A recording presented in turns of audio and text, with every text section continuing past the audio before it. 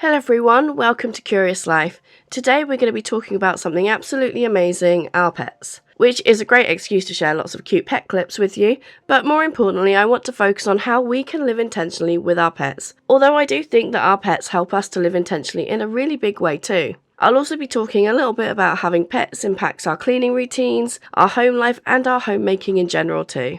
This video idea actually came from one of our wonderful viewers who thought it'd be interesting to see, and I don't need too many excuses to share our pets. But let's get started with our morning pet routine while I introduce myself.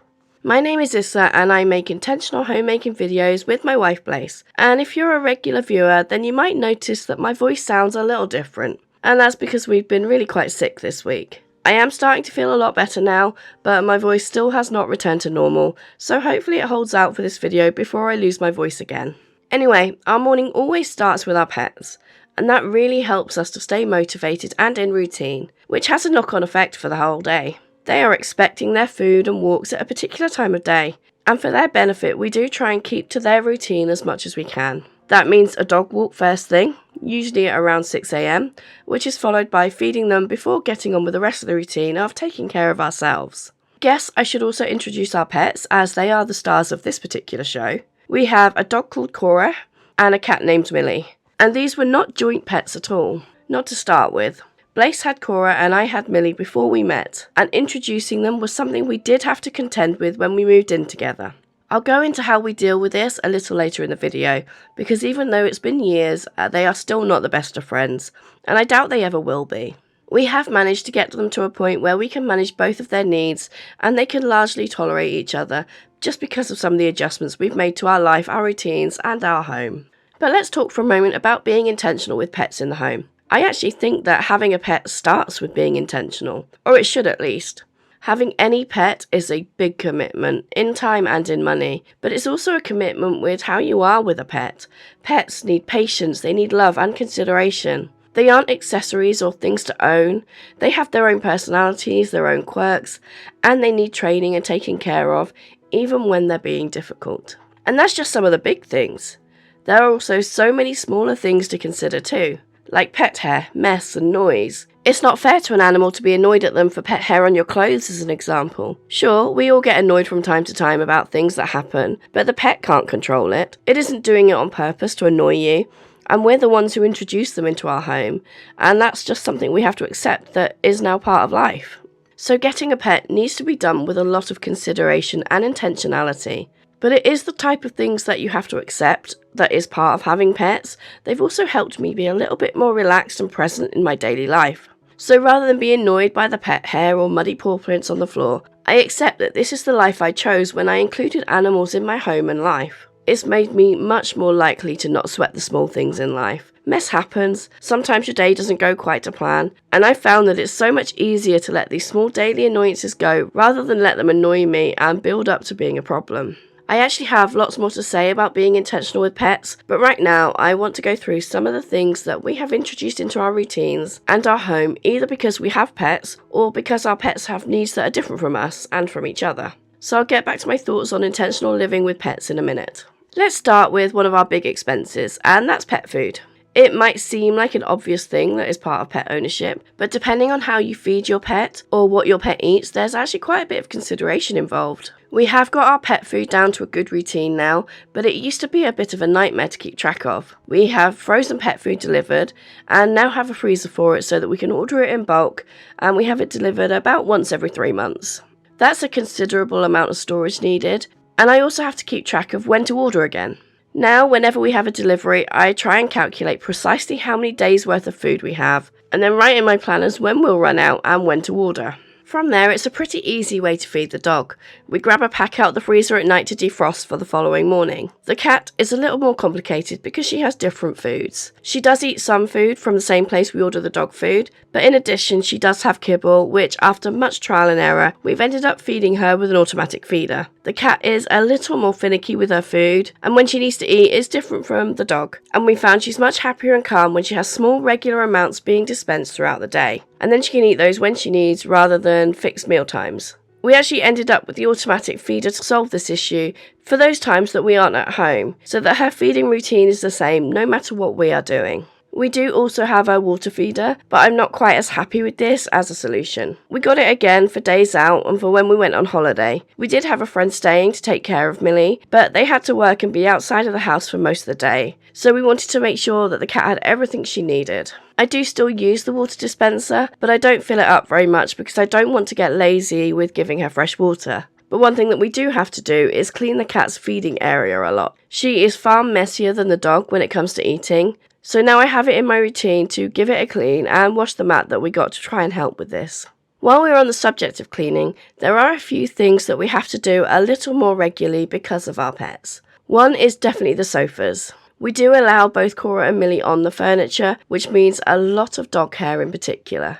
Cora also has access to the outside all day, which means as well as dog hair, we have muddy paws, dust and outside debris to deal with. This means we vacuum and clean our furniture more than feels like the average person does. And another place we have to focus on in particular is the stairs. I am not sure why, but the carpet on the stairs gets so hairy, so every now and then, as well as vacuuming, I'll scrape them with a silicone brush which helps get out the embedded hair.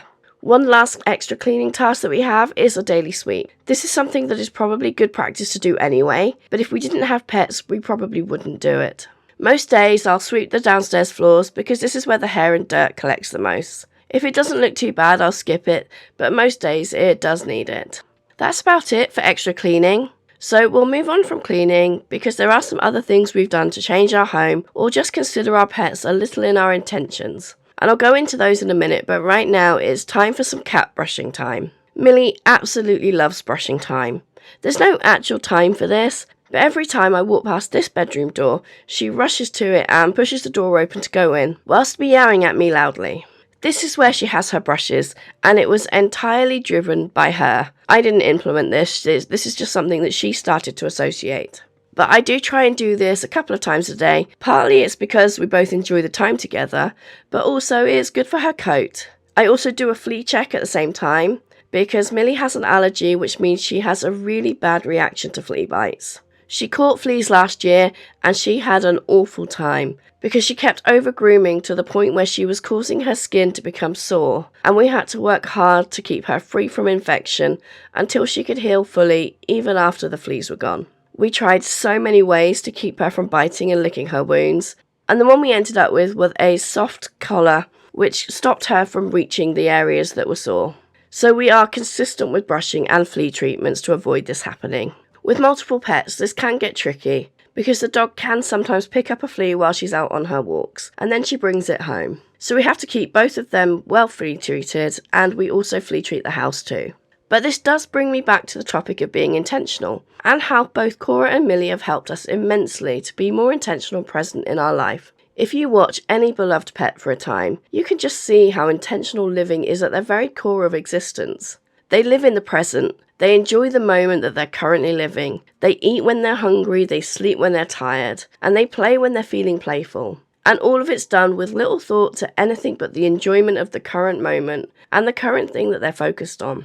Now, of course, it's different from the life of a person. They don't have the same types of stresses and busy lives that we do, but they do still get anxiety, stress and sickness, and they have their own types of life stress. And even with our differences, there is still something to be learnt from them. For me, having pets who have their own needs and timescales that don't necessarily coincide with my own expectations for how busy I should be, it helps me slow down. It would be much easier to ignore Millie when she wants to be brushed. She never wants the attention at a convenient time. It's always when I'm busy. But putting my to-do list for one side for a moment and taking a few moments throughout the day to spend this time together gives us so much joy and connection, and helps to remind me that it's okay to stop from time to time and just enjoy the current moment I'm living. Cora gives us these same moments throughout the day too. From her morning walk and the chance to get outside and breathe some fresh air, from the many cute moments throughout the day where we stop for cuddles or to play.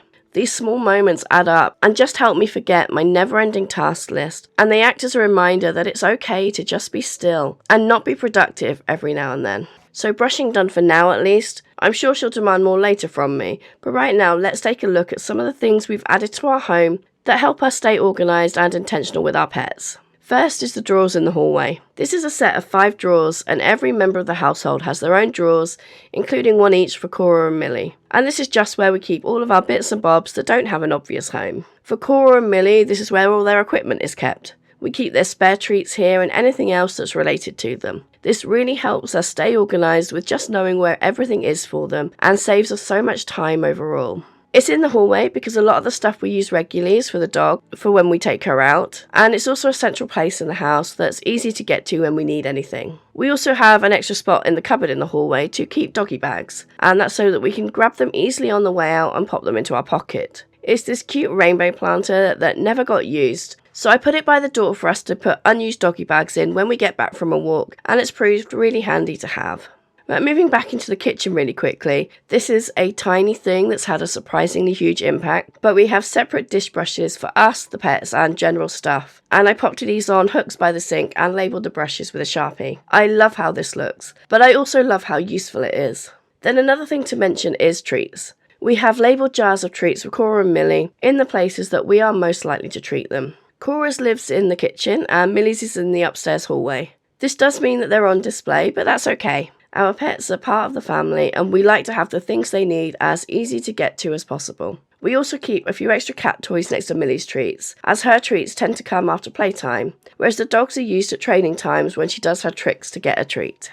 And that leads us on to our biggest change, our hole in the door. I mean, we do have a dog flap for the dog too, but that seems fairly normal. It is our internal cat door that is definitely the thing that gets people interested and asking questions. I have lost count of the amount of delivery people who have been curious and loved the idea. But what we have is a hole in the top of one of our doors that essentially gives the cat the run of the house, but on her terms. This came about because of how Cora and Millie interact. They've never gotten on very well. They are so much better now and they will tolerate being on the same room, but their personalities are just incompatible with each other. Cora is a very energetic and excitable dog. She's an old girl now at 13, but people still think she's a puppy when we're out and about, and that's just because of how much energy and excitement for life that she has. Millie, on the other hand, has a much more laid-back and calm attitude to life. She despises too much excitement, and likes to pass judgment on the house, its inhabitants, and the world in general, from a place where she can literally look down upon us all. These two personality types just don't mesh well at all. It is such a shame because Cora wants nothing more than to be besties with Millie, and just to play. But Millie hates the excitement and energy expenditure that comes from being friends with Cora. I've also known Millie to be a little bit of a bully to other animals, even those much larger than her. So I didn't want to inflict this on Cora either. I used to live somewhere where we had a field of goats opposite, and Millie was allowed outside, and I watched her from my bedroom window on more than one occasion, where she'd saunter across to the goats and sit outside the fence and wait for them to come and say hello, at which point she would proceed to poke them through the fence with her paw, whilst knowing full well they could do nothing to retaliate. So we made the decision early on to allow Cora and Millie a little separation, which meant that life for the dog stayed pretty much the same. She wasn't allowed upstairs anyway, so we decided that upstairs would be the cat's domain and downstairs would remain the dog's home. But we knew that this would mean that the cat wouldn't be able to spend time with us easily, and as much as she is an aloof queen of a cat, she does like company. So we cut a hole in our door and customised some bits of furniture to make cat ladders for her, so that she could get up and down each side of the door. Then we made her a little space of her own in our living room that was high up so that she could come and visit us, and then she could have a nap or explore if she wanted to, but in a way that meant she never had to touch the floor and deal with the dog's high energy. This has worked out pretty well for us. The cat is happy to come and visit, and the dog has gotten used to her visits, and she is so much calmer around her as a result. They will never be the best of friends, but we have found a way where the whole family can be together in a way where everybody is comfortable. And that's about it for this video. I hope you enjoyed a bit of a peek into the lives of our pets and how we've changed our home and how we do things to reflect their needs as well as our own. If you're interested in a little further information on our pets, I do have a video on decluttering our pet supplies because even our pets can gather a lot of unnecessary things. So check that out. I'll pop a link on the screen and down below. And I hope you have a lovely day.